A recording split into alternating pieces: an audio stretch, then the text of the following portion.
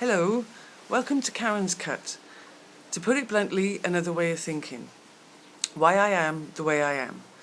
Now I'd like to start off by saying that some of my videos contain graphic content. Don't worry, there's no sex scenes, but some do contain graphic content. I'd also like to state that this is not a hashtag Me Too, this is not me trying to heal the world, and it's not me hanging out my dirty washing. This is why I am the way I am, politically, socially and domestically. The first thing you should know about me is I adore music. Music always has and always will play a major part in my life. So what better way to start things off than with a little song? Getting to know you, getting to know all about you, getting to like you, getting to hope you like me. No. See, that's not me. This is me. You think you know me, know what I do, but all you think about is what it all means to you. I got so much to give. All you gotta do is be ready to live. You think you know a lot about my kind of woman, but you don't know much about me.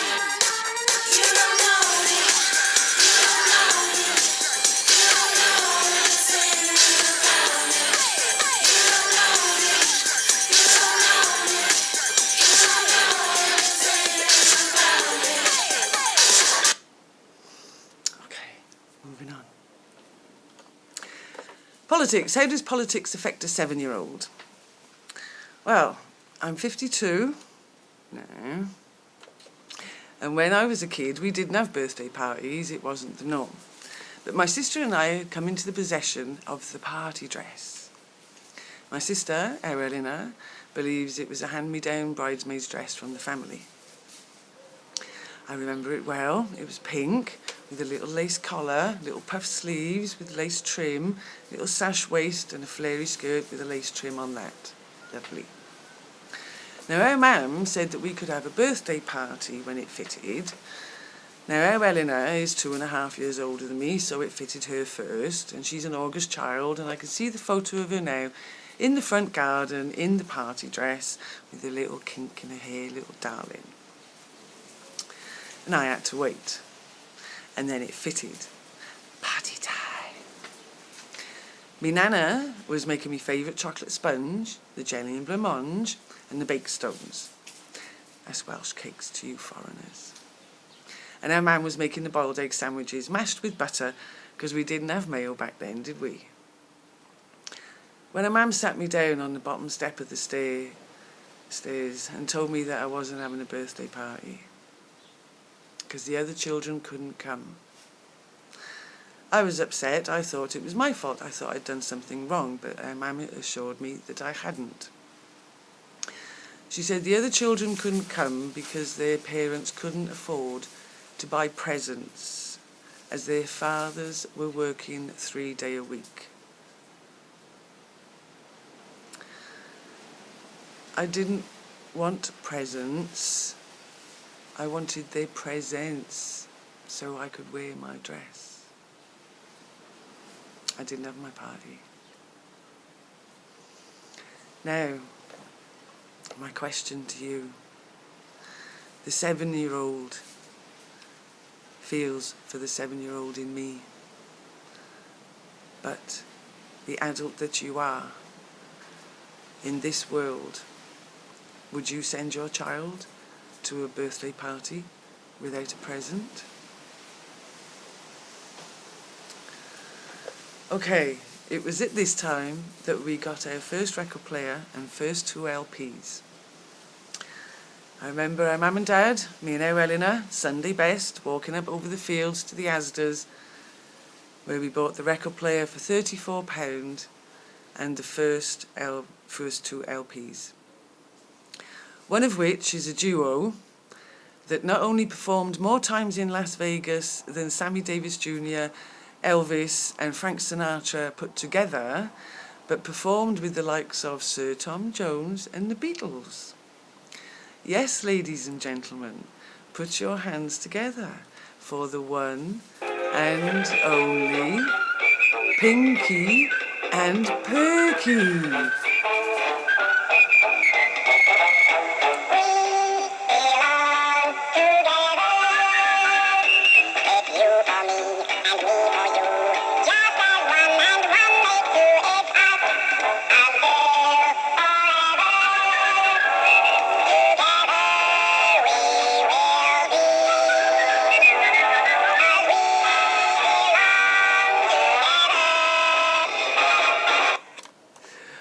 You should check out their videos, man.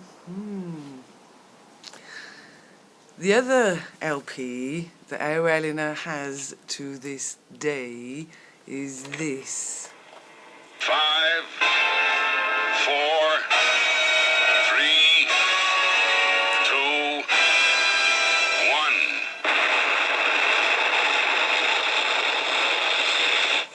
Thunderbirds are go.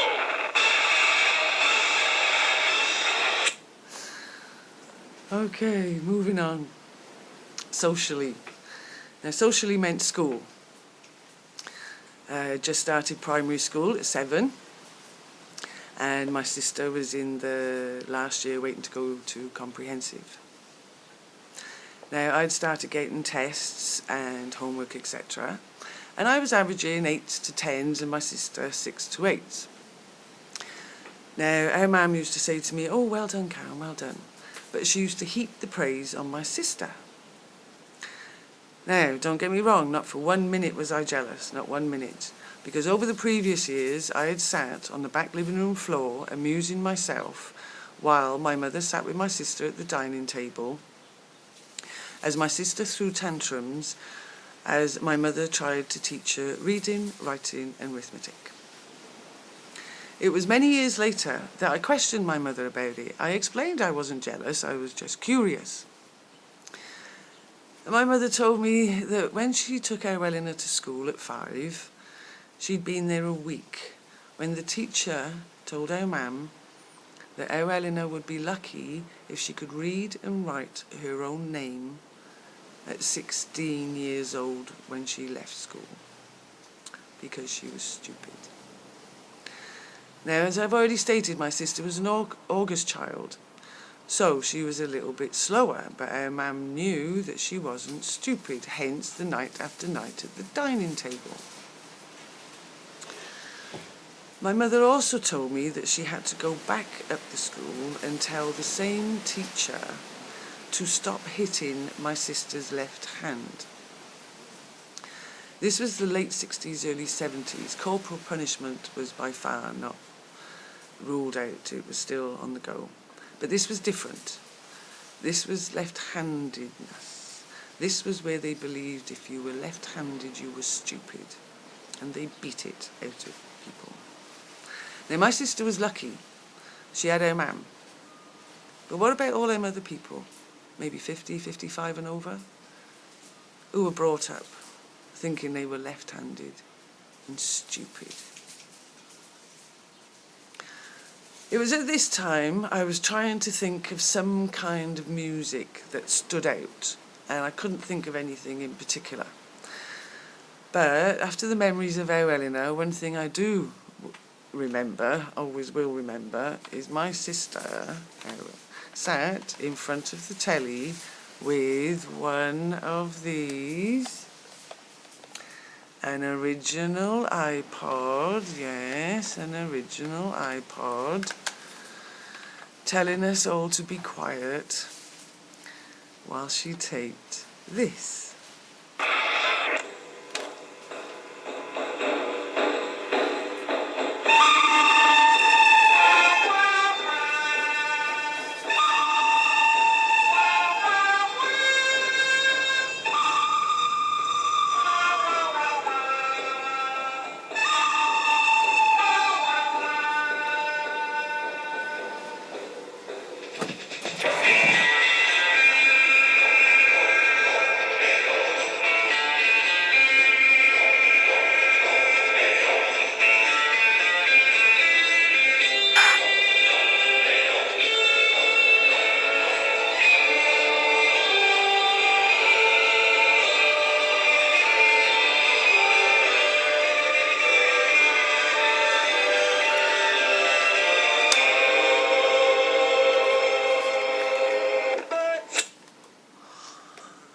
Okay, moving on. Domestically. 7 years old. Christmas. Stupid time in the morning. Our Eleanor and me had woken up with our mam, opened our Christmas presents in the back living room. We had mousetrap. I remember setting it up, watching the ball go round and the little trap coming down. It was fantastic. We had a back room and a front room then, and you only used the front room for best, hence we used it for Christmas. Now, there was something in the front room that I wanted, but our mam told me no, because our dad was in there a kip, and I'd wake him up. When you're 7, you think you can be quiet. And I snuck in there anyway, got what I wanted, snuck out and back in the back room like nothing had happened. But when you're 7, you're not quiet, are you? And I'd woke our dad up. He was calling for our mam then. So our mam got me and our Eleanor and said it was time for bed. She put us behind her and walked us through the kitchen, through the middle door where we could see our dad drunk up against the front door, saying our mam's name. Our mam tried to tell him that his daughters were there, his girls, but our dad was oblivious. So our mam inched us towards the bottom of the stairs and then shoved us round the corner, to which our Eleanor ran up and I ran after her. And she jumped in my bed, shaking and crying. Now, she'd done this many a time before and woke me up. And I didn't know why. Well, tonight I was to find out. As we lay there, listening to my father beat my mother downstairs in the hallway. It had happened many times before, and it was to happen many times after. But that one was on me. Now, I'm a big girl now, and I've talked with my mother about it, and I know it wasn't my fault, but the 7-year-old will take that memory to her grave. But domestic violence, it knows no boundaries. It will never be eradicated, never.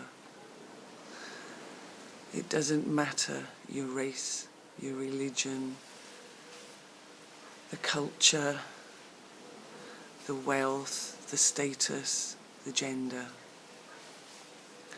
Domestic violence knows no boundaries. Another thing you all have in common. So don't think of the 7-year-old me. I'm a big girl now.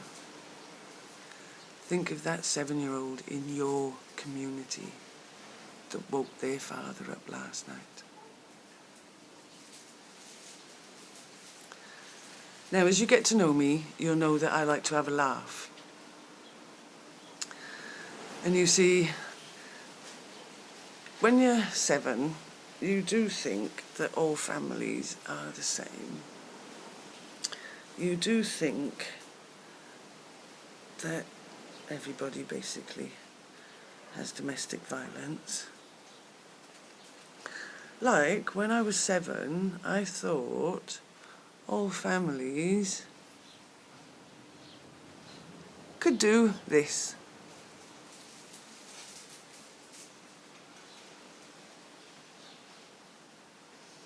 Did you miss it? Should I do it again?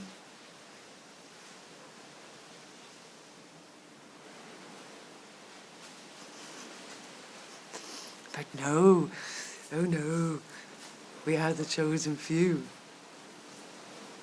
So, until next time on Karen's Cut, to put it bluntly, when you find out how my sister did in comprehensive school and what happened when my mother voted Conservative.